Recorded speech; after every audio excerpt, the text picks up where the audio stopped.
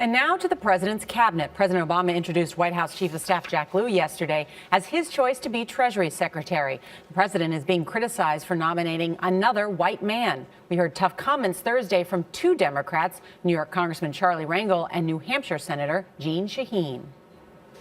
It's embarrassing as hell. And I kind of think there's no excuse when it's the second term. He has places where he could appoint women, and I hope he'll take a look and do that. CBS News political director John Dickerson is in Washington. John, good morning. Good morning, Nora. All right, so is it all the president's men, as they say, for President Obama? Well, right now it looks like at these last three appointments, all white males. And this criticism is basically, look, Mr. President, you won your election based on the votes of women and minorities, so you should respect that in your naming of your cabinet picks. Now, the White House pushes back and says he's only halfway through the process. Don't judge him so quickly.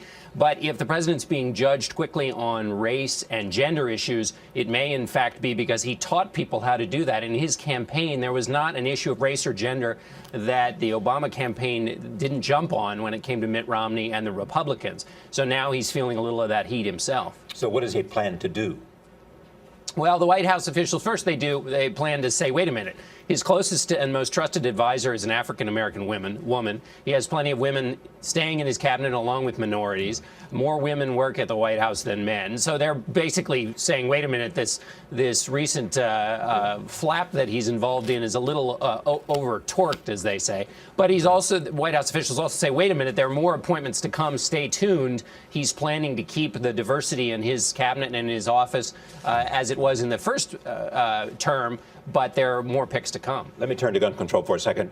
Where are we, do you believe, in terms of what the president believes he can achieve, and how will he define success? Well, that's a great question. I think where we are is the Biden group is moving very quickly. And the question now is, what's the president going to do? How big of a platform is he going to make the State of the Union where he will talk about this? And exactly what are the pieces put together to build this coalition? The assault weapons ban, which a lot of people talked about in the wake of Newtown, which is this wrenching moment that is driving this debate, that may not be the sign of success. In fact, what a lot of gun control advocates really say is the most important thing is these background checks. So in the end, something like the assault weapon ban, which is very closely related to the massacre at Newtown, may not be the thing that is most important and may not be the thing that survives. So background checks is really the thing to watch. John Dickerson, thank you.